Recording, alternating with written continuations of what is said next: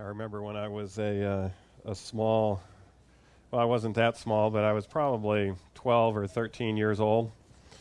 I was attending a much bigger convocation than this. I grew up in the Detroit area in Michigan, and there was some 20,000 people gathered under a open-air auditorium midsummer in Michigan for an 11 o'clock worship service. And the speaker at that time was HMS Richards Sr.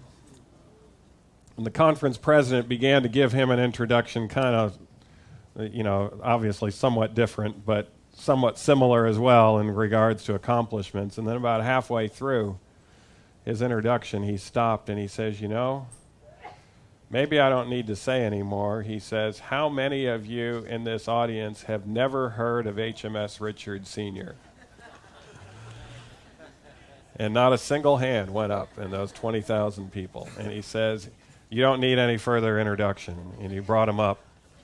And after that introduction, HMS Richards Sr. says, you might be tempted with what you've heard thus far to think that somehow I'm a great man. And he says, I want to tell you something. There are no great men in this work. It's the message that's great. And I've learned from people like that and tried to learn from people like that my entire life. Yeah, there are no great men and women. It's our Lord that's great, and it's the message that He's provided that's great.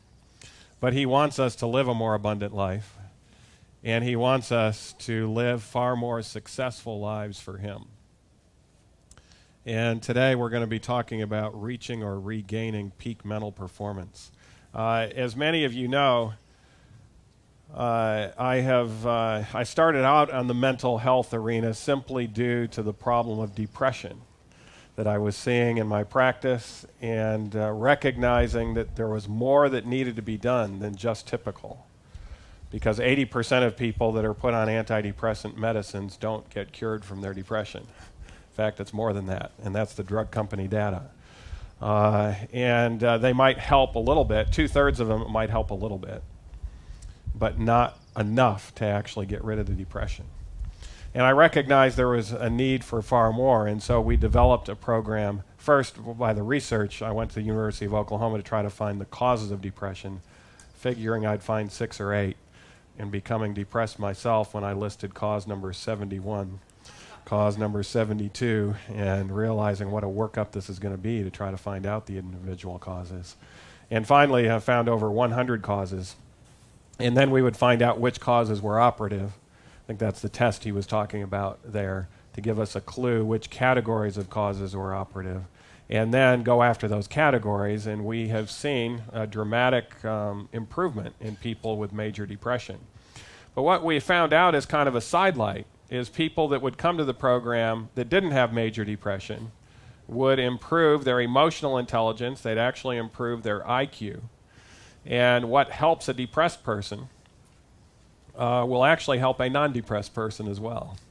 And it will actually help them to live a more fulfilling life, a more successful life, and actually a more emotionally intelligent life. In fact, one of the gratifying things in our depression recovery program is that when they come to the residential program, it's a 98% success rate. And actually, it's kind of unprecedented. There isn't really anything in the medical literature that compares to it. So when I have people in the psychiatric world, I remember I was giving a talk a little over a year ago in Germany to a large group of psychiatrists and psychologists. And I was showing them our data. And it was a 2-day summit on major depression. And I gave a plenary session on lifestyle treatments in depression. And I was showing them the data on what lifestyle can do. And I also gave some instances on what the medical literature showed in regards to certain individual lifestyle components and what it can do for major depression. And at the end of the presentation, I got a very surprising response. Normally, I'll ask for questions, and it was a large audience of psychiatrists and psychologists. Of course, it was being translated. I had a disadvantage. I was the only non-German speaking presenter that was there. And I was also the only non-psychiatrist presenter that was there. So I had those two things working against me. But at the end of the presentation, I asked for questions, silence. Finally, one man in the back raised his hand, psychiatrist, and he asked kind of a simple, basic question, and I answered it. And then it was over with. Virtually no response, kind of cold faces.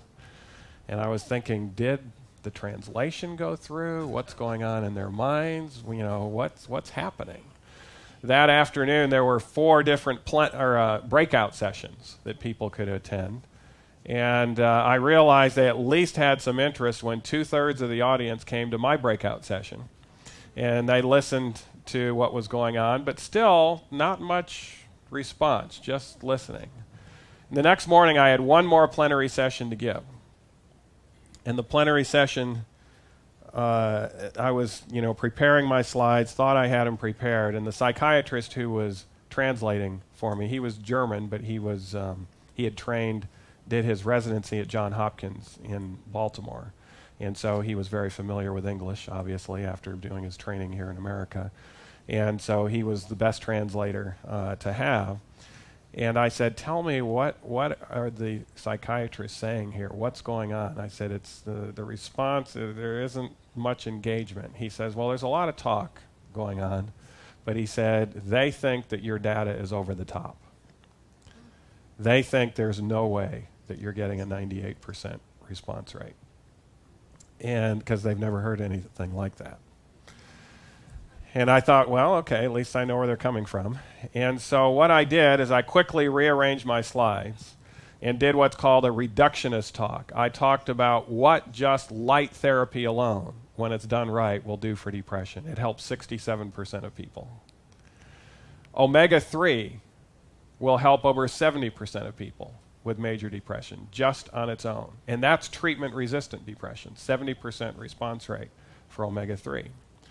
And then I talked about cognitive behavioral therapy, a 53% response rate. And what was different about our program is that we were utilizing all of these measures in a comprehensive way and not just one measure. And so it shouldn't be surprising that we were getting that type of response rate. And then, since I was in Germany, I did something that I would not have done had I been in the United States. And that is, I broke the HIPAA laws. The HIPAA laws may not apply to Germany. I haven't called the federal government to see if they do or not. But they may not apply from the U.S. to Germany. And so I just actually showed them pictures of them going through what's called shock wave therapy. Now, it's natural shock treatments. Do you know what we utilize for the natural shock treatments? It's contrast baths, where they're put in nice, warm water, and then they get into the very cold water for a short period of time, and they alternate back and forth. It actually works like shock treatments without the side effects. You don't have the memory loss and those sorts of things. And I showed them going through the line, what they were eating on their plates. I showed them getting the light therapy. I showed them getting the exercise. I showed these depressed people before and afterwards.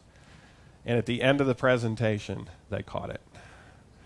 And there was a resounding response. And psychiatrists from Switzerland, Germany, and there were German-speaking people from all over Europe that were there, psychiatrists, but several of those have come over and have gone through a program with us to see how we're doing it so they can incorporate that in Europe. But what I didn't anticipate in this program, it was designed for depression, but our emotional intelligence tests showed that the average person with depression comes in with an EQ of about 90. Now, an emotional intelligence of 90 means that about 2/3 of people are above them in EQ, and about 1/3 of the people in the nation are below them in EQ. So it's not real low emotional intelligence, and some of them actually have above average, but that's the average, an EQ score of 90. When they leave, in just 10 days, their average EQ is 120. That puts them in the top 5 percentile of the nation. And so not only are they leaving depression-free, but they're leaving with an emotional intelligence that sets them up to be far more successful than the typical American who's never experienced depression before.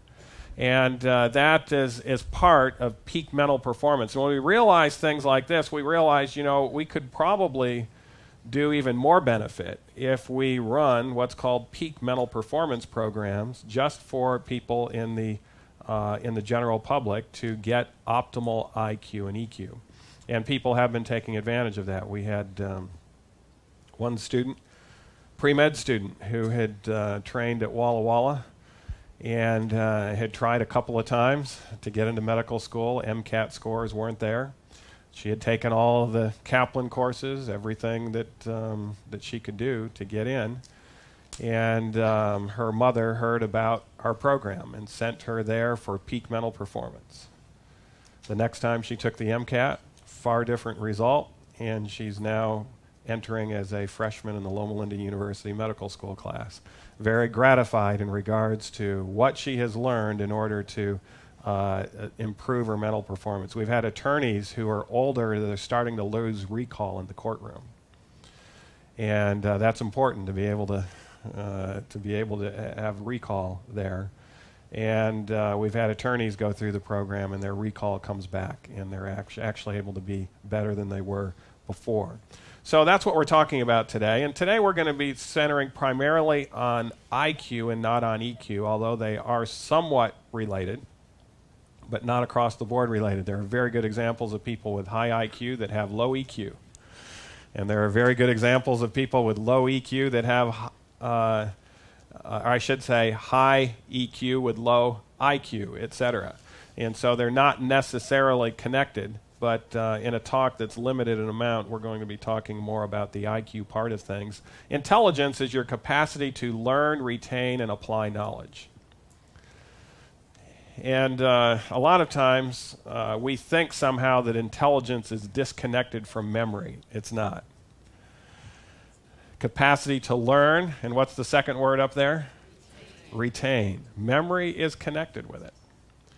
But not only is it to your ability to learn and retain, but also to what? Apply that knowledge. And of course, that requires more than just taking a test. A test can measure the first two things pretty well. Doesn't measure very often the application part of things until you're out in the real world. It's often measured by an IQ test, which is probably the best, most accurate means we have available today, but it's not completely accurate, and there are some holes there. And it's related somewhat to academic performance. You would think it would be related completely to academic performance, but it's not. And the reason why is EQ is very important in regards to academic performance. One of the aspects of EQ, there are 5 aspects of EQ, but one of the aspects of EQ is motivation. In fact, the word emotion has motion in it, meaning that it's meant to motivate us. Particularly, and when you have high EQ, you're being motivated in the correct direction. And that's a part of emotional intelligence. And some people with high IQ don't have the EQ, and so they don't have the motivation, and they don't get good grades because of their lack of motivation. And so it's important. Of course, there are other examples of individuals whose IQ is just average, but because of their motivational level, they actually do quite well in school and can get a high GPA. College graduates' first job after graduation has been found to be related to their IQ in a linear fashion. In other words, the higher your IQ, the better job you get out of college, your first job in general. However, how far you advance in that job is no longer related to your IQ. It's actually related to your EQ from then on out. There are some myths about intelligence. One of the myths is genetics is all that matters. And that seems often to be the case because we are primarily raised in this country in a uniform fashion. There's actually far less differences in how people are being raised from one family to another today than there's probably ever has been in this country. And so when everything else seems to be the same, what surfaces? Genetics, because genetics are going to be different. And so this is why the world believes very strongly that genetics is basically all that there is to IQ. And of course, another myth about it is there's nothing you can do about it after age 18. And that's simply because most Americans' IQ stays the same from age 18 to 30. Even though they've learned a tremendous amount, they've gone through school, graduate school, PhD, etc. They've learned all this, but remember, IQ is not how much you know. IQ is your capacity to learn more, to learn, retain, and apply knowledge. And so when the IQ tests are measuring that, it looks pretty much the same. But there are very good examples. In fact, I could give you another example of someone who got into medical school last year who was actually down at an IQ of about 80. He didn't really make it through high school originally. And he came in to our message as a result of the vegetarian and health food store that we have in Ardmore, Oklahoma, and became excited about the truth, attended a series of meetings given by Mary Burnt there, and became a baptized Seventh-day Adventist, gave his heart to the Lord. Tall, good-looking young man, had a lot going for him as far as appearance, and also his emotional intelligence, related well to people, good relations, but his IQ wasn't there. And Mary recommended that he go to a place to be more solidified in the Word. Is that a good thing to do when people first become Adventists? Yeah. And so Mary recommended a place called Mission College up in Oregon. And so he went to Mission College, and I remember phoning Louis about halfway through that first semester, and I said, tell me about how brother, I won't say his name, because he hasn't given me permission. He probably would if I would ask him. But tell me about brother so-and-so. We'll call him Brother John. That's not his real name. And he said, John is doing terrible. He's a nice young man. He's got motivation, but he just doesn't have the IQ. You need to have some IQ to make it through Mission College. And more than just an 80 is going to do it, because there's quite a bit to learn. It's college-level material that they're learning. And I said, boy, that's too bad. I said, he's such a nice young man. I'm sure he has a desire. Yeah, he's got the desire, but he's not going to, I don't think he's going to pull through, Louis said. But we're going to still keep him in. We're going to still give him a chance. Who knows? Well, I called him at the end of the program, and he says, you know what? He improved, and he passed. He wasn't in the top of the class, but he actually wasn't the bottom person in the class either. He said that passed. And so I was pretty excited about that. John got a job as a Bible worker and worked in a church for a while. And then he came back to Ardmore, Oklahoma one time on his vacation. I met him there in the restaurant, and he says, you know, I'm doing great with the Bible work, and he was. The church loved him. But he says, I really desire to do more for the work of the Lord in regards to health. He said, what would you think if I decided to become a doctor? And I must admit, when he told me that, I thought, you know, there are some people that can do this and others that can't, and this is one individual. I mean, he barely made it through Mission College. This isn't going to work that well. But I thought, you know what, I can't just pass judgment on him and discourage him. I said, you know what, let me go over a program with you that I think might be able to, if you really work at it, might be able to improve your capacity to the point where it could be possible for you to go through the pre-med subjects and go through the MCAT. And he was very interested. And the rest of this presentation is actually what I gave him to some extent. More about the myths. People that are highly intelligent. The reason why I mentioned that for item number 2 is his IQ improved, by the way, as a result of this program. And his IQ, I don't know if I'll have time to tell the rest of the story, but you might guess, his IQ improved to the point where he took the pre-med classes. And at first it was a struggle, but as he got into it more, he improved. And he took his MCAT and he got into medical school. He's attending medical school in Oklahoma presently.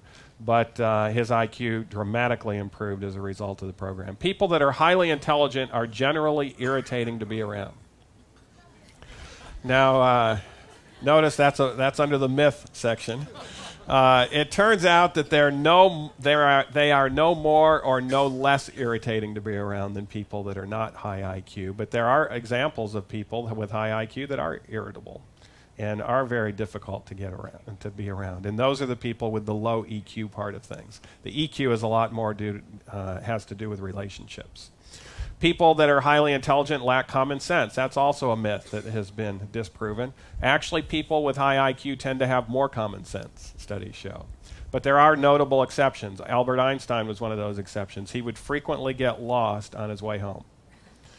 And he would not know where he was at. And he would have to find his way back home. And he'd have to ask what street he was on, and et cetera, and try to find his way back. Even though he was very highly intelligent. The problem is he was so deep in thought in regards to an issue that he just lost track of other things that were around him. And of course, another myth that we've already disproven, you can't improve it, so why try? In regards to developing both EQ and IQ, this has to do with both subjects here. The environment that you are raised in does have a critical role to play in regards to that. And I'm just going to summarize a number of studies by this little quote from that classic book, Ministry of Healing. What were the conditions chosen by the infinite Father for his Son?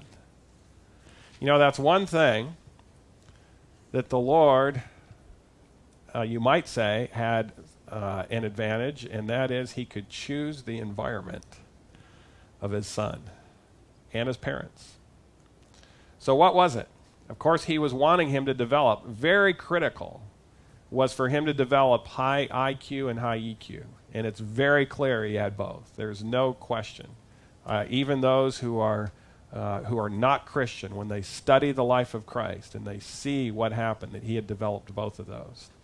And notice the environment that was chosen. A what type of home? Secluded home in the Galilean hills. Now, it doesn't say remote. You know, you don't have to be out there where there's no one within a 20-mile square, or radius of you. That would be remote. But it was secluded. A household sustained by honest, self-respecting what? Labor. We'll get into that a little bit more with the studies today. But physical labor, working with your hands, is critically important in the development of IQ and EQ. And he was raised in an environment where he was going to be working with his hands. A life of complexity. Is that what it says? A life of what? Simplicity. When you're raised in an environment where there is sensory overload. You know, occasionally I have to speak in New York City. And when I walk down those streets of New York City, I call it sensory overload. There's so much happening that there's no way that you can take it all in or even see it all. Sensory overload. And there's people that are raised in environments like that. What do you think that does as far as their IQ and EQ? It actually suppresses it significantly in regards to that ability. That life of simplicity actually enhances it, where you can actually focus. And now notice this one. This is a little tougher. Daily conflict with difficulty and hardship. Now, this is something the world doesn't quite understand. And I'll tell you they don't understand it because of I work with the world. In fact, one of the laboratories I work in is a GI laboratory where we do scoping, and of course when you're in an environment like that and you're working with the same people that are assisting you, you get to know each other pretty well. And the nurses around me recognized that after our fourth boy that I still had a strong desire to have a girl. And they also knew that my wife had told me that, do you really want to have 5 boys? And because she was convinced that if we had another one, it wasn't going to be a girl. And actually, I don't think she would have gone through number 3 and number 4 if she didn't think that what I was telling her was true. And I kept telling her it's a 50-50 chance each time we try. And she was starting to lose faith in that fact after number 4. And so they said, you know what? You can adopt a girl. First of all, actually, that's not what they said first. I'll tell you what they said first. You know, you're a doctor, you've got money, I didn't even know how much it was then, but they had checked it out, pay the $20,000 and have all of your male sperm filtered out and artificially inseminate her, and that way you can have a female and have a girl. I did think about that for a little bit, but then I thought, you know what if that girl breaks her daddy's heart at age 14? You know? You're kind of playing God a little bit with those type of things, and I felt uncomfortable with that. And so they said, well, and I told them that, and so they said, all right, what you need to do is adopt. This girl is already around. Go ahead and adopt a girl. They said, who wouldn't, when they're, people have a choice when they're going to have a girl, who's going to let them adopt. You can choose the type of girl that you want almost, have your pick of the litter, so to speak, and any mother that wants to give up their girl would like them to be raised by a doctor because they have means and they know that they're going to be raised in accordance with the highest standards in America. But doctors' kids don't always have a very good track record. You notice that? Pastor kids sometimes don't have a very good track record. And some of the wealthiest people in the world, their kids don't have a very good track record. Why is that? Notice one of the prerequisites for developing high IQ and high EQ. Daily conflict with what? Difficulty and hardship. And by the way, when you come onto the campus of Weimar, you might get an idea that that's what we go through up here. There are some daily conflicts with difficulty and hardship, but you know what? God knows what's for our best good. And notice that next term. What? Self-sacrifice, economy, and so learning to be economical, to pinch pennies, to be in an era where there is a need for self-sacrifice, even for the good of others, enhances your own development. Patient, gladsome service. And now notice something else very important. The hour of study at his mother's side with the open scroll of Scripture, enhancing the frontal lobe of the brain through those spiritual themes where the spiritual part of the brain is. And by the way, a lot of people get the idea that at age 12, Christ knew so much about the Bible. And he knew what questions to ask, and he was far ahead of his knowledge of the Scriptures than what the scribes and Pharisees were that were studying it all the time, virtually. That they think the only way Christ could have done that is if he was spending 8 hours a day in intense type of academic study of the Word of God. But how much did he study it? Just 1 hour. An important hour, a very crucial hour, but it was just 1 hour. There was balance in Christ's life and these other things that were very important in his development. Then the next statement. The quiet of dawn or twilight in the green valley. The holy ministries of nature. The study of what? Creation and providence.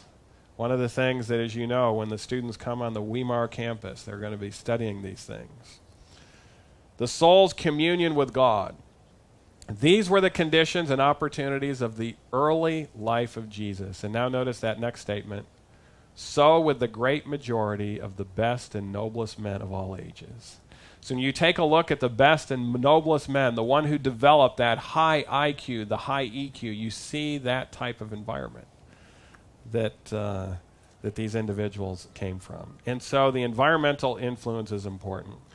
But other influences are also important in improving IQ in children and adults. Avoiding toxins is important. Toxins, of course, can adversely affect your brain's ability. And one of the most common toxins that people use that adversely affect their brain ability is alcohol. Alcohol affects the frontal lobe of the brain first before it affects any other portion of the brain. And it's amazing to me how many people in the church and in the world still are not aware of the scientific evidence of alcohol and its effects on the brain. If you were to drink enough alcohol to be just legal in the state of California, 0.08%, and a policeman were to pull you over, would you be able to walk a straight line? You actually could. And if you were skilled at doing so, you could hit a curveball out of a baseball park. In fact, baseball players will tell you sometimes they have had alcohol before the game and they're still hitting curveballs, as long as they don't drink very much of it. So why is it then that at that level you're 10 times as likely to get into an automobile accident? It's not your coordination, it's your judgment. And this is what the people do when they're driving at that level. They attempt to do things with the automobile that are impossible to do. And that's what happened to Princess Di's driver. He attempted to negotiate a turn at a speed that was impossible to negotiate, even under the best of coordinated circumstances. The best race car driver in the world would not have been able to successfully negotiate that turn at that speed. And thus he lost his life and others lost their life as well. Now, does it take critical abstract thinking to drive an automobile successfully? The answer to that is no. And, I mean, I can just give you a simple word statement why it's no. 16-year-olds around the country can do it. And so that tells you that it doesn't require critical abstract thinking, because their critical abstract thinking isn't there yet at that age. But as far as critical abstract thinking is concerned, once alcohol is on board, it takes 2 weeks for the frontal lobe of the brain to fully recover from that. And so your real critical abstract thinking, the next day you can drive because it's not critical abstract thinking. But as far as the real complex, difficult decisions, analyzing things in a non-polarized, non-biased, objective way, it takes 2 weeks. And that's why alcohol should be abstained from in regards to peak mental performance. Another toxin that's prevalent, nicotine, has a more subtle effect, but it also has a suppressant effect on IQ and EQ. Lead also adversely affects both things. And the most commonly consumed drug in America also has an effect. What's the most commonly consumed drug in America? Caffeine. It's an INE because it's a drug. Caffeine blocks the adenosine receptors in the frontal lobe of the brain. Pavlov studied this effect. Typists type a little bit faster under the influence of caffeine, but they make 10 times as many errors.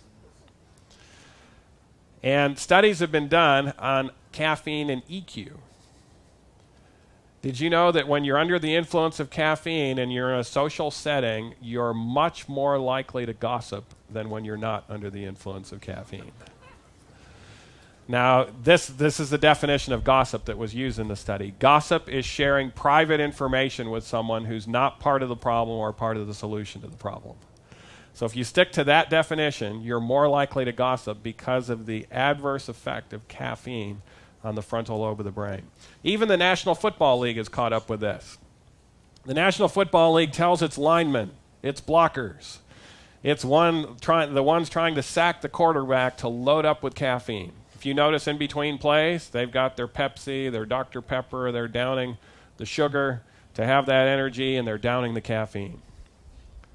But the innovative quarterback coaches are telling the NFL quarterbacks to not consume any caffeine. Seems unfair, doesn't it? Because the quarterback needs to get away from those people that have that rush, that caffeine. And you've just taken away his ability to be super fast and quick. But do you know what the studies show? They're far more likely to make the right decision without caffeine on board. And actually, with just a little tiny step, that lineman loaded with caffeine will go flying this direction. You'll just see the quarterback make one little step and boom. What happened? I mean, the caffeine wasn't able to have that frontal lobe and that full analysis that was there. And so, yes, it does speed the lineman up, but as far as frontal lobe function, and the most important effect of a quarterback, by the way, is not accuracy of throwing. Troy Aikman, who played for the Dallas Cowboys, at age 32 was fired from the Dallas Cowboys. He still wanted to play NFL. And he lined up 10 mannequins on a field at the 50-yard line, and he hit every one of them in the numbers. 1, 2, 3, 4, 5. Wonderful display of accuracy. No NFL coach would hire him. Because when he had the ball, he would make the wrong decision with it. And why did his IQ go down? as far as his frontal lobe ability? It was actually the trauma to the brain. You know, when you suffer more than one concussion, the frontal lobe tends to go down significantly. Now, he's still a commentator. He can still give a good analysis if he has time.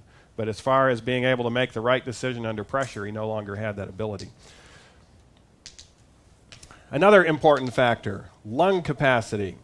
For children, healthy lungs means healthier scores on tests of memory, learning, and intelligence. This study was from Harvard University. 165 Boston children followed since birth. At the age of 6, the children had their lung function tested. At age 9, they completed standard tests of memory, learning ability, and intelligence. The researchers found that for each increase in the children's lung function performance, there was a corresponding increase in their cognitive test scores. Healthy lungs, healthy brain, and getting that lung capacity is important in the developmental stage. In fact, I would encourage you, I thought I had the quote here, but I don't have the quote. If you plug in the CD-ROM, deep breathing, you'll see a quote from Child Guidance showing that when children are in school, they need to be taught how to deep breathe and have it be part of their practice. And she says what will happen to the brain is a positive effect in regards to that. And even the correct posture, etc. And so deep breathing, particularly fresh air, can be helpful. That's one of the other Weimar advantages. This study was done at Brigham Young University, showing the relationship between melatonin and GPA. And you can decrease the area under the curve there by, instead of going to bed at 9 o'clock or when darkness hits, going to bed at midnight or a little later, and you'll decrease that yellow area by about 50% just by going to bed late. Brigham Young University did a study on its 40,000 students, and they found out there was one lifestyle factor more so than any that was connected with GPA. Do you know what it was? It wasn't total sleep time. It was early to bed, early to rise. And one of the characteristics you'll see of the thought leaders in your community is they'll have this. I know in our community that I have been in, Ardmore, Oklahoma, the thought leaders that will set the entire agenda for the city will meet together at 6 o'clock in the morning. They get up early. They're early risers, and those are the ones that are the thought leaders. And, of course, that's been their pattern throughout life. The only exception to those who do well that are not early to bed, early to rise is the entertainment industry. They have the opposite effect because depression is so rampant in the entertainment industry. They're late-nighters. And the longer they stay up, the less depressed they feel. Sleep deprivation actually has a temporary way of treating depression. It's very temporary, however, because when you go back to sleep, you wake up as a zombie and you don't want to get up in the morning, and so it feeds itself to still be late-nighters. And, of course, those people can be switched over. We switch everyone with depression that comes to our program, or most of them are late-nighters for that reason. And we phase shift them within 7 days. They're early to bed, early to rise. They think it's just part of their genetics that they're late-nighters. It's not genetics at all. It's actually environmental. But early to bed, early to rise, there was an old adage that said, makes a man what? That's right. Healthy, wealthy, and wise. And, of course, there's evidence, actually, for that. Ellen White said this: sleep is worth far more before than after midnight. 2 hours good sleep before 12 o'clock is worth more than 4 hours after 12 o'clock. I didn't know about melatonin when I read that statement. I read that statement after my freshman year in pre-med at Andrews University. I had taken calculus and general chemistry that first year and then general education requirements to fill that in. And the second year, I was wanting to take organic chemistry, physics for scientists and engineers, foundations of biology, and quantitative analysis, an advanced chemistry course. And it was filled, the morning was filled with all of those classes, and the afternoon I had a lab. So first Monday was physics lab, and then Tuesday biology, and then Wednesday organic. And my pre-med advisor, Dr. Wilkins, says, Neil, if you want to get into medical school, don't do this. It's hard enough to get a good grade in one science class, and these are 4 tough science classes. And I was looking at my schedule, years in advance. I was planning for the future, and I could not get all the classes in that I wanted to unless I did that, at least at Andrews then, because of the way their schedule was. So I told them, well, let me try it. I'm going to try a different, that summer I had come across this statement. I'm going to try, instead of going to bed 11, 11:30, I'm going to go to bed early. I'm going to go to bed at 9 o'clock. I did have to work between 7 and 9, so I worked. It was in class all morning, lab all afternoon, and then work in the evening. So the only time I had to study was in the morning as well. So I would go to bed at 9, or I finished work at 9. I would get to bed probably by 9:15. Fortunately, work was close enough, and I had everything ready. I would just slip into bed. And then I would get up 4 o'clock in the morning, and I would have my devotions first, and then I would study, and then I would go for a 3-mile run, and then I would shower and make it to the cafeteria, and then make it to my 7:30 a.m. class. But my study time was limited because of all those other activities I was doing in the morning to have that balanced life. And the Lord blessed. I had a GPA of 4.0 in that semester, far better than I had my freshman year when I was taking easier classes. And I think I was the only one that went through medical school that never studied after 9 o'clock at night. I would tell my classmates bye-bye the evening before the test, and they would look at me and say, "You're crazy. We've been testing you. You don't know this material any better than we do, and you're going to bed?" "Yep. See ya." And then, of course, I would get up early, and they would often pull the all-nighters. They would do the caffeine and the all-night program because in medical school, they say it's like trying to take a drink of water from a fire hydrant. There's so much information coming at you that you can't really get it all in, and so they're cramming like crazy. And then at the next day, when when they would ask me about my test score, and sometimes I would reveal it, they would look at it in comparison and wonder, how in the world did you do this? You didn't know it any better than me. But in reality, what was happening, it was that early to bed, early to rise was helping my melatonin levels, was helping my capacity to apply that knowledge as well as to retain it, even though I may not have crammed. Diet is also important. High-carb, low-fat diet improves weight loss, enhances mood, speeds thinking. And while both a high and low-carb diet boosts the speed of cognitive processing just by limiting calories, the interesting result was that compared to the high-carb diet, subjects consuming the low-carb diet had a smaller improvement. In other words, it's much better to have your carbs and limit your calories as far as mental performance is concerned. And the brain requires carbohydrates to be used for optimal function. What foods have carbs in them naturally? That's right. Fruits, grains, nuts, and vegetables. In fact, Ellen White in the book Ministry of Healing quotes those 4 food groups and says this: they impart a strength, a power of endurance, and a vigor of intellect that are not afforded by a more complex and stimulating diet.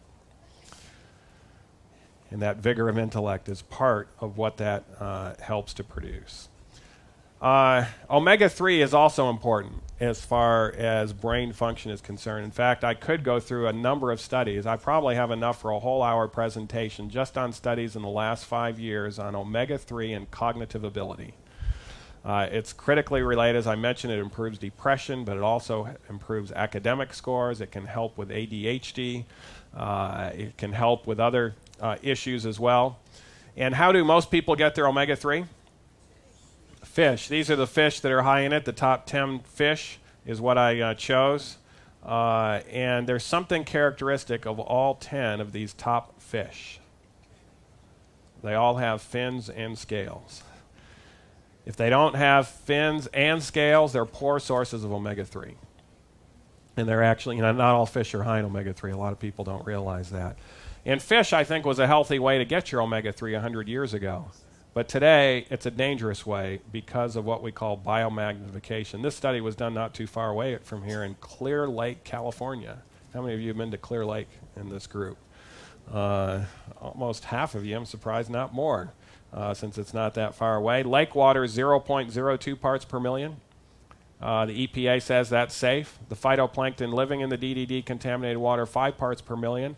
The herbivorous fish that eat the phytoplankton, 40 to 300 parts per million. And the carnivorous fish that eat the herbivorous fish, 2,500 parts per million of DDD. That's a very unsafe level. It can cause mental health problems, can cause increase the risk of depression, can also increase the risk of cancer significantly. And what we call that is biomagnification. That graph also shows that if you're going to eat fish, you'd be better off eating a vegetarian fish than a non-vegetarian fish. But you'd be far better getting the phytoplankton, and that's where the fish get their omega-3. Fish don't have any ability to make it. They get it from the plants of the waters. Plants of the waters are high in the DHA and EPA that are there. Our own EPA says the connection between eating fish and body mercury levels is so strong that researchers seeking to determine mercury exposures among groups of people often look at only one dietary factor, and that is fish consumption. Fish is very much related with this, and of course mercury is a neurotoxin, and it does adversely affect mental performance. The good news is you can get your omega-3 from plant foods where you don't have to worry about the biomagnification, and you don't have to worry about the mercury levels. Almonds are a good source. Spinach is a very good source. Green soybeans are a good source. Mature soybeans are not. They're higher in omega-6. Wheat germ is high in omega-3. If you're eating white bread, you're not getting the omega-3. In fact, if we were to compile all the studies on the adverse effects of white bread, it's actually better to not eat at all than to eat white bread. Whole wheat is still very healthy if you don't have the gluten sensitivity. Black walnuts, English walnuts are a good source. Chia seeds are an excellent source, and even higher than chia seeds are flaxseed, high in omega-3. Sugar, since sugar is a carbohydrate, you'd think it would be good for the brain. But actually, sugar, particularly large amounts of sugar in the diet, impair frontal lobe functions in school-age children. And this is simply to do what's happened when we eat refined sugar. Our body thinks we've had large amounts of fruits, grains, nuts, and vegetables. So it starts cranking out a huge amounts of insulin, and within 20 minutes, our blood sugar is lower than it was before we ate the sugary substance. And once you have hypoglycemia, it can take 4 hours for the frontal lobe to fully recover, even after you take a snack and drive it back up there again. And so it makes about a grade letter difference in performance. If it just requires memory, you'll do okay. But if you have to think about the problem and utilize the frontal lobe, it will make a difference. And that's why it's critically important in classes like physics, math, chemistry that are going to require frontal lobe, that you're on a low sugar diet. Arachidonic acid decreases the synthesis and storage of acetylcholine, an important neurotransmitter in the brain. It's present primarily in flesh foods, and one of the reasons why meat does not come out on top in regards to intelligence. In fact, Ellen White says this: eating much flesh will diminish intellectual activity. Students would accomplish much more in their studies if they did what? Never tasted meat. When the animal part of the human nature is strengthened by meat eating, the intellectual power diminishes proportionately. Interestingly, the British did a study from the University of Southampton on the opposite effect. In other words, IQ, your childhood IQ, and how likely you are to become a vegetarian. Quite an interesting study. Children with high IQs are actually more likely to become vegetarians when they grow up. A study of more than 8,000 men and women aged 30 whose IQs have been measured when they were 10 show that the higher the IQ, the greater the odds of becoming a vegetarian before the age of 30. For each 15-point rise in IQ scores in the study, the likelihood of becoming a vegetarian rose by 38%.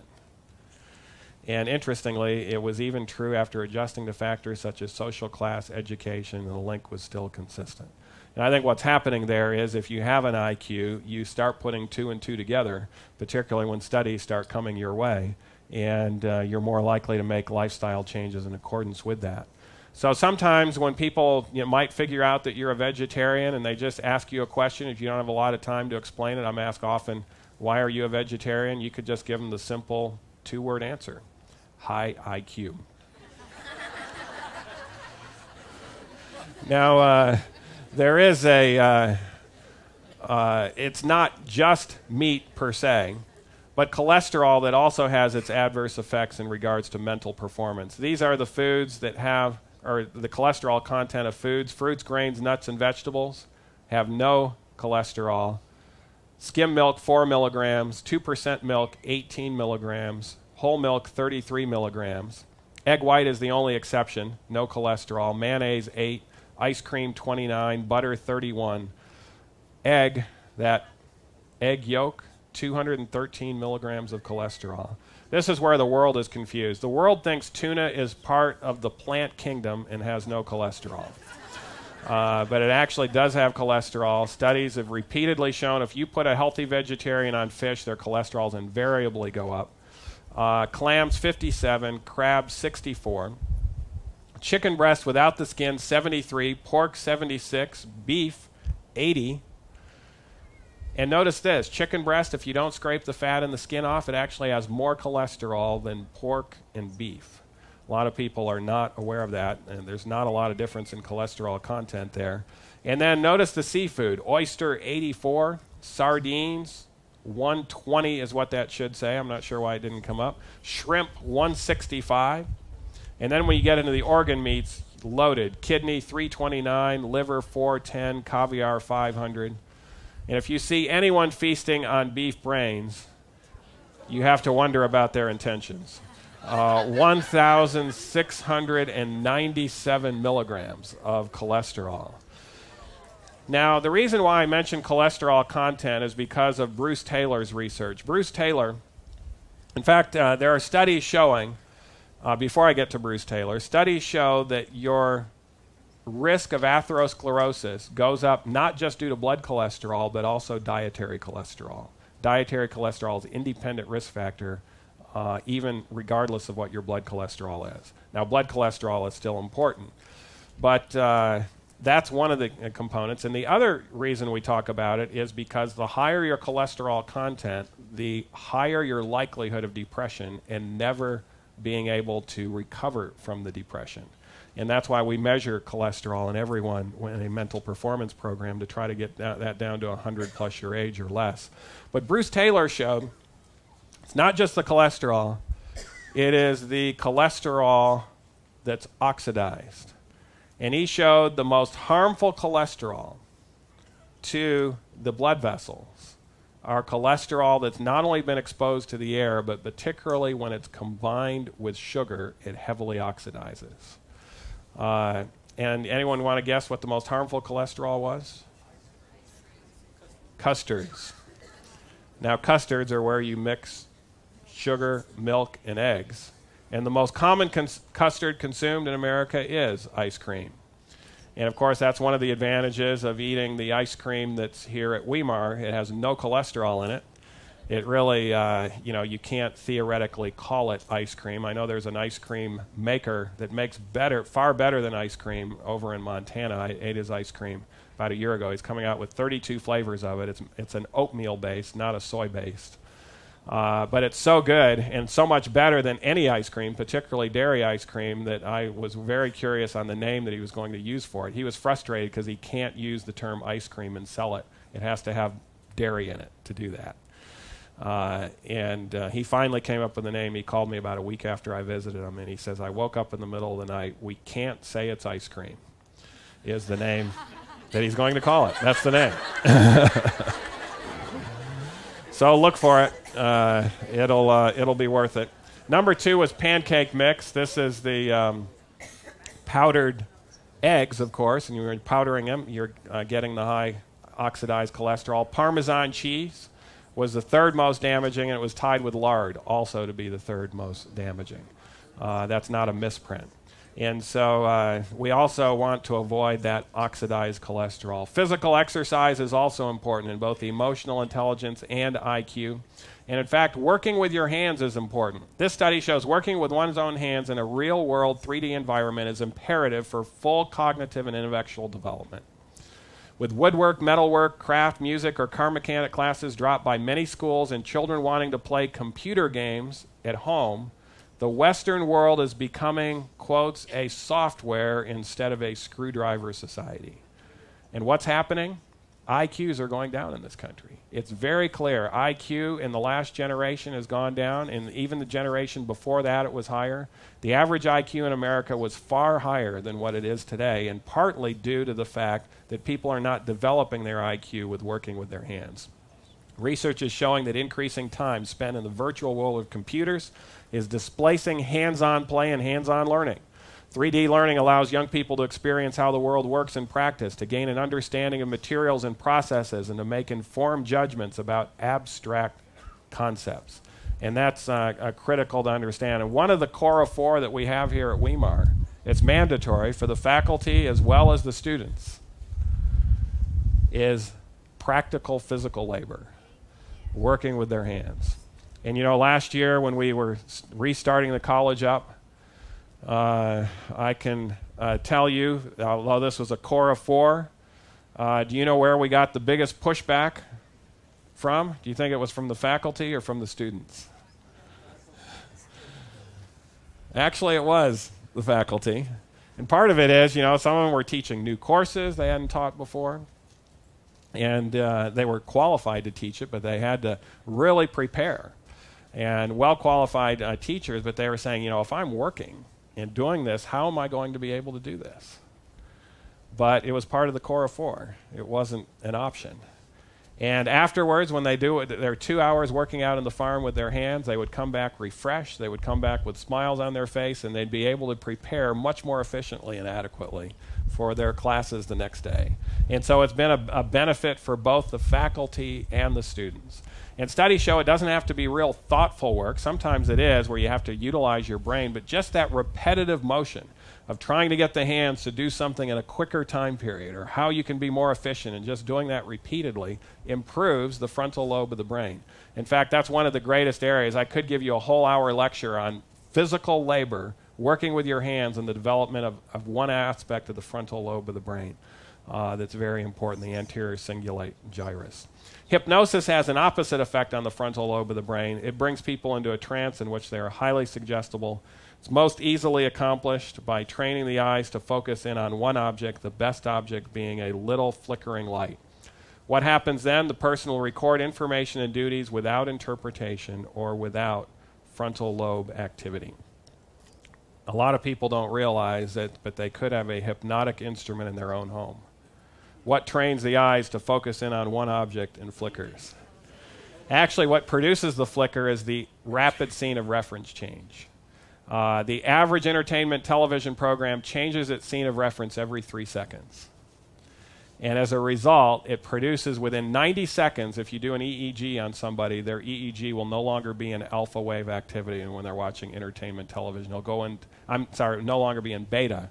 It will go into alpha, which is a much slower hypnotic type of rhythm. The memory still works, the emotions still work, but you're no longer utilizing the frontal lobe to put it in the appropriate subset, to reject it or to accept it or to analyze it as something that shouldn't be accepted.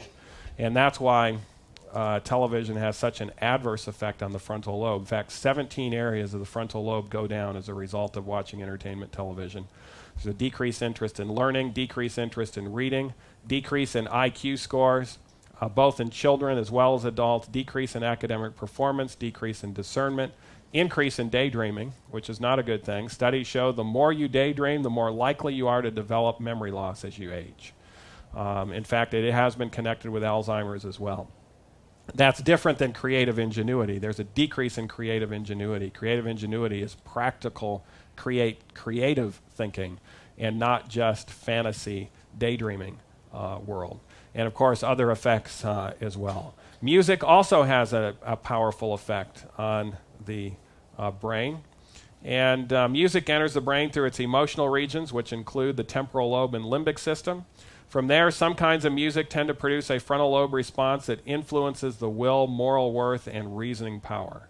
And of course, this can be in a very positive way. And the type of music that's most characteristic in doing this is the traditional classical music that most of our hymns actually are derived from. This is actually a picture I took myself while attending the Dallas Symphony Christmas concert. Beautiful spiritual anthems, just a thrilling, positive effect on the frontal lobe of the brain. And you know, fortunately, there has been a resurgence of classical music in our society that's starting to go. The pendulum's starting to shift a little bit back, and more than a little bit. In fact, one of the hottest selling organs today is the Johannes organ which simulates a pipe organ sound that you cannot actually push a button and get any syncopated rock and roll beats or drum beats from, like some of these other organs that are out there. And they're selling so well. I asked one of the salesperson, one of the engineers on it, what do you attribute the sales of these organs to in America going at such a high rate where it seems like there's a decline in classical music? He says there's not a decline, there's an increase. And he says what's happening is the children are rejecting the music of their parents, and that's why it's going up. They're rejecting the music of their parents, and they're going back to the music of their grandparents, he said. And what happens is most of these children have never been exposed to good classical music. But when they are exposed, they recognize there's something different. There's something kind of calming. There's something helpful in that. And they're actually having more of a desire for it, or at least some groups, not all groups, are in that mode. Other kinds of music will evoke very little, if any, frontal lobe response, but will produce a large emotional response with very little logical or moral interpretation. And this is characteristic of the rock and roll beats, the syncopated rock and roll beats that produce a suppressant effect on the frontal lobe of the brain during and afterwards. And that's why it's been connected to not making good decisions. That type of music and being able to make difficult life decisions correctly don't go together. And it's clear both in the medical literature and also under inspiration. The quote by Pippum last night from Ellen White said, after people listen to that music, they won't be able to be trusted to make right decisions. Upbeat music is not necessarily uplifting music. And that's one of the reasons why at a campus such as this, where we're training young people, we're pretty particular on the type of music that is being learned and also being listened to, because we want them to obtain high EQ and high IQ and actually not be a victim of the suppressed frontal lobe that are out there. Creativity is very much connected to good classical music or hymn music as well. 24 university students performed 2 tests of attention. Positive moods were induced by playing Bach's Brandenburg Concerto No. 3. Negative moods by a Prokofiev piece played at half speed. Now this also tells you that not all classical music is good.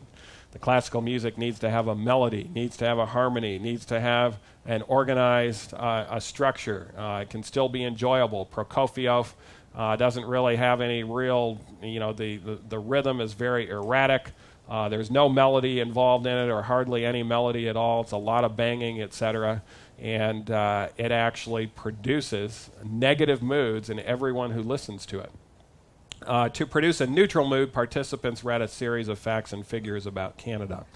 And those 3 groups were analyzed. We have any Canadians in this group here? I don't see any. Good. I don't think I've offended anybody. But anyways, that's how they did the study. When they were in a positive mood, participants scored higher on a remote associates task, a measure of creative thinking. And so the classical music improved the creativity significantly. When feeling happy, Anderson explained, your attentional window is actually bigger. It's like looking through a big window versus a small window. Alvin Toffler, who's a secular media expert, states this: constant stimulation of the senses shuts down the what? Analytical processes, and ultimately shuts down the ability to face life rationally. This leads to escape techniques that involve withdrawal, apathy, and rejection of what kind of thinking? Disciplined thinking when faced with difficult duties and decisions. And so you not only have the rock and roll music, you have the sensual images going on the screen in rapid succession. We call it MTV. It causes a strong suppressant effect, the frontal lobe of the brain. And Alvin Toffler is pretty clear. This constant stimulation will shut down the analytical processes and ultimately shut down the ability to even face life in a rational manner. And so we need to be aware because the culture out there is trying to stimulate you in a whole lot of ways that are actually going to suppress the frontal lobe of the brain. And one of the reasons why it's important for young people to get to an environment such as this, it's going to have an effect that will actually stimulate their creativity and their ability to face life in a rational manner. Well, just like a muscle, if the brain is a lot like it, in other words, if you don't use it, what will happen? You'll lose it. And the way of utilizing the brain is actually utilizing the frontal lobe as well. In the book Education, Ellen White says, as a means of intellectual training, the Bible is more effective than any other book or all other books combined. Now, she was for those other books, the chemistries, the physiology, the history. She was for the English, the being able to write and compose and express yourself in a way that's understandable, the higher forms of math. She was for all of that. But she said there's one book that's more effective than all of them combined when it comes to intellectual training. And what book is that?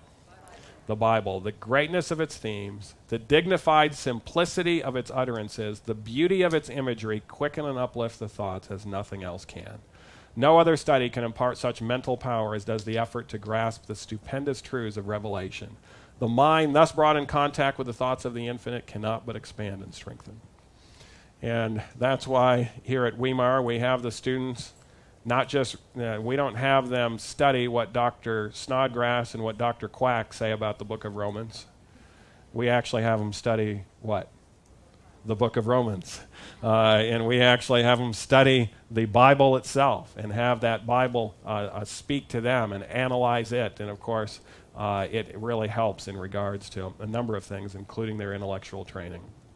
So the question this morning for you is, do you want to be more intelligent? Do you want to be more analytical? Do you want to make better decisions? Do you want to have a greater capacity to empathize with others? That's part of EQ, and that also has to do with the frontal lobe. Do you want to have better discernment between what is right and what isn't so right? Do you want to have a greater ability to see into the future, to reason from cause to effect? Do you want to have a greater ability to overcome an addiction? That requires frontal lobe as well. Do you want to have a greater power to follow your conscience? And finally, do you want to be more open to understanding and doing the will of God? If you answer yes to any of those, I would like to encourage you to look at your lifestyle habits and see what there is that you can do to significantly improve an area or multiple areas in your life so that indeed the frontal lobe of the brain, the seat of analysis, the seat of spirituality as well as morality can be enhanced significantly. Daniel chapter 1, if you have your Bibles, you might turn to Daniel chapter 1. Every chapter in Daniel, in fact, this is one of the books we study in our Peak Mental Performance program. Every chapter starts out with a disappointment and ends with an appointment, but there's a key that brings it from disappointment to appointment. And the first 7 chapters of the book of Daniel produce a tremendous disappointment. Put yourself in the shoes of Daniel and his 3 friends and think about going through what he went through. Tremendous disappointment, taken away from his home, his family, all of his loved ones, being forcibly led as a slave out of it, out of his homeland, away from his spiritual upbringings, etc. Being given a diet and education, and even his name changed, etc. All of that. And then verse 8, it says, Daniel did what? Purpose in his heart, that he would not defile himself with the king's what? Meat. He made a choice in regards to lifestyle, particularly diet. And some people would say, well, Daniel is kind of narrow and bigoted. He could have lost his life over that request. But Daniel, verse 8, he stepped out in faith to follow God's plan. Verse 9 says, the Lord poured favor and tender love into the prince of the eunuchs. God is the one who opened the way. When we step out in faith, the Lord will pour grace into our life. And of course, we are saved by grace through what? Through faith. The Lord is really wanting us to step out in faith and follow his plan, and he'll pour grace into our life. And of course, what happened is they were healthier within 10 days. Verse 12 says they were healthier, they looked better, they had better physical health. But the long-term effects, it was a 3-year program. The long-term effects, verse 17 and onward, tell us that Daniel and his 3 friends had mental acuity that was how much better? Not just 10% better, 10 times better than anyone else with high IQ in that realm. So not just a little bit better, but a lot better. And of course, the health message was not just for those who were trying to avoid disease, The health message was for, according to Ellen White, dear what? Youth. God calls upon you to do a work which through his grace you can do. Show a purity of taste, appetite, and habits that bears comparison with who? Daniel's. God will reward you with 4 things, she says. Calm nerves, a clear brain, unimpaired judgment, keen perceptions. The youth of today, whose principles are firm and unwavering, will be blessed with health of body, mind, and soul. What a promise, and I am encouraged that many young people are stepping out in faith and following this plan. And they are hearing about this plan as well. This so far this summer, there are many people trying to get into Weimar College as a result of this better way, and for good reason. I thought I would talk about, in regards to the development of our children. This was an interesting quote I found how long has it been? A month or 2 ago, when I was studying for another presentation to be given down in the Los Angeles area. But it talks about parents and their children. Many parents do what to the stability and qualities of their children? Overrate them. Now, that's not true today, is it? We need to understand sometimes as parents we're very biased and not looking at our children very objectively. We overrate the stability and good qualities of our children. At least we have a tendency to do that.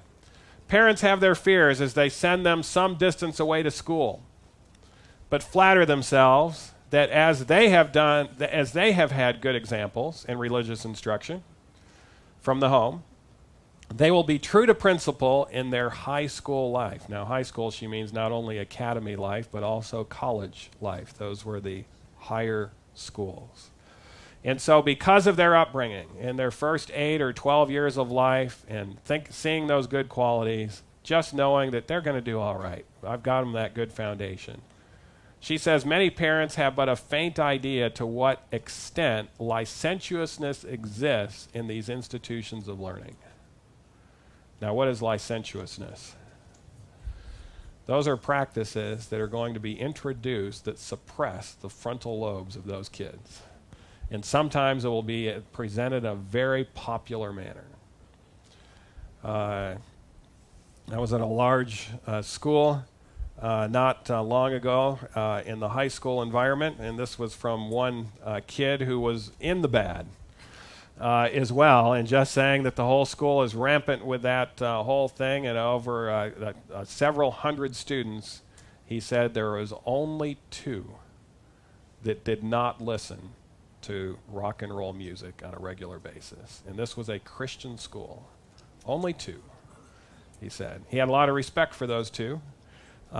He knew those 2 were above in many ways because of the choices they had made, but he had also succumbed to licentiousness that exists. In many cases, the parents have labored hard and suffered many privations for their cherished object of having their children obtain a finished education. So in other words, great sacrifice these parents have done to send their kids away to an education of higher learning to provide them the good education. Now, this was the interesting phrase that's coming up. And after all their efforts, many have the bitter experience of receiving their children from their course of studies with dissolute habits and ruined constitutions. And frequently, they become disrespectful to their parents, unthankful, and unholy. I just met an individual here Wednesday night who was telling me about he didn't use the term disrespect, but the significant argument his daughter got into him over something that she should have been far more respectful on, but yet she was raised to be respectful. He doesn't know where this came from.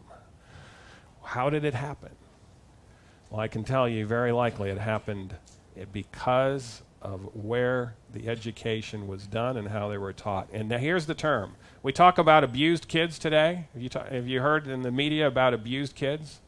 Do you know what Ellen White talks about? Abused parents. She says, as a result of where these kids have been educated and what has happened, they have become what? These abused parents are thus rewarded by ungrateful children, lament that they send their children from them to be exposed to temptations and come back to them physical, mental, and moral wrecks. With disappointed hopes and almost broken hearts, they see their children, of whom they have had high hopes, follow in a course of vice and drag out a miserable existence. It doesn't have to be this way if we change the way education is done. We have been given a far better way in that book, Education. In fact, the Secretary of Education of the state of California said if the book Education were carried out in educational institutions around the state of California, California would lead the nation in all sorts of mental attributes. And it is our commitment to do that very thing at Weimar. In fact, one of the things I like, there's many things I like about Dr. Siebold, but one of the things is if you ever see his book Education, you ought to, it's an education just to go through his book of education. He's got scientific evidence to back up all sorts of phrases that are made in there. And we live in a day really where we should be educating our kids far better than ever before. Not far worse, but far better if we put into practice what we know. In fact, she talks about the need for our children to be thoroughly educated. Our converts, she says, even though there might be less converts, we need to send them away to be thoroughly educated when they're converted. Our children, thoroughly educated to take their places in society, are the greatest evidence of Christianity that can be given to the world. And she says our youth, thoroughly educated to work as nurses, gospel visitors, and Bible readers, as canvassers, ministers, and I like that last term, medical missionary what? Evangelists. That thorough education that is to be given. I'd like to end with a couple of quotes from the Spirit of Prophecy that applies to everybody here. She says, be determined to become as useful and efficient as God calls you to be. You need to become useful and what? Efficient. Did you know Christ was efficient on this earth? Very efficient use of time. We could study his life just from that aspect of things. And efficiency is part of it. Be thorough and faithful in whatever you undertake. Procure every advantage within your reach, she says, for strengthening the what? The intellect. Every advantage within your reach for strengthening the intellect. And then this beautiful statement. The Lord has given man capacity for what? Continual improvement. He's built that in his creation. That brain with that frontal lobe, that phenomenal organ that we could talk about. There's capacity within that brain for continual improvement. And he has granted him all possible aid in the work. And then this statement, through the provisions of what? Divine grace, we may attain almost to the excellence of angels. Even in this fallen world, if we partake of the blessed plan that Christ has for you to live a more abundant life and apply that in your life, we may attain almost to the excellence of angels. So I would encourage you to enter into the room that I call the largest room in the world, and that is the room for improvement. And actually partake step by step on that pathway, because the Lord wants us to continually improve to the place where we may attain almost to the excellence of angels. I'll close with this text from Romans.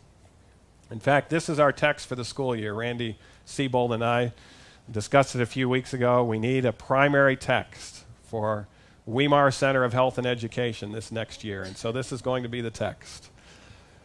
I beseech you, therefore, brethren, by the mercies of God, that ye present your bodies a what? Living sacrifice. Now, you know, some of the things that I've talked about, in fact, virtually all of those things, some people in the world would see if they adopted their lifestyle in accordance with that, it would be a sacrifice.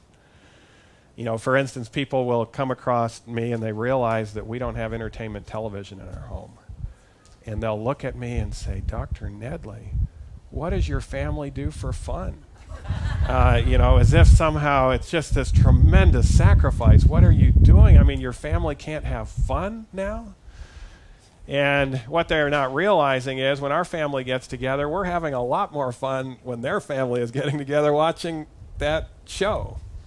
It's pretty amazing the difference that is there. But, on the surface, it seems a sacrifice. Some people would think it's a tremendous sacrifice to give up caffeine. I talked to a girl here yesterday that was on Dr. Pepper, and her mother realized there was an issue and said, she's not listening to me, maybe she'll listen to a doctor. But anyways, the struggle in regards to giving up a caffeinated beverage, it can seem like a sacrifice. Or, to eat a plant-based diet, it seems like a sacrifice. People will think, boy, if you're vegetarian, how did you survive on lettuce and carrots all day? Of course, they haven't been to Weimar and recognized that, there's actually, in fact, when they come over our house, they almost say to a person, if I could eat like this all the time, I would do it. And I smile to them, and you know what? You can eat like this all the time. You can do it. There is a learning process, etc. But every one of these things may seem like a sacrifice, but notice the term that Paul uses. What's before that sacrifice? Living sacrifice. Sacrifice meant death to the lamb, but this is a living sacrifice. Wholly acceptable unto God, which is some people call this lifestyle extremism. Have you ever heard it called, the extremists that do this or that? Paul doesn't call it extremism. What does he call it? Your reasonable service. And then he says this, be not conformed to this world, not conformed in regards to its diet, its entertainment, some of those cultural issues are going to pull us away from peak mental performance. Be not conformed to this world, but be ye what? Transformed by the renewing of your mind, that ye may prove what is that good and acceptable and perfect will of God. Now I'd like to place this, I don't have this text with me up on the screen, but I would like to place this in the end time scenario. If you have your Bibles, open to the book of Revelation, chapter 18. And the question is given. The last few chapters of the Bible tell us about how sin is being gotten rid of.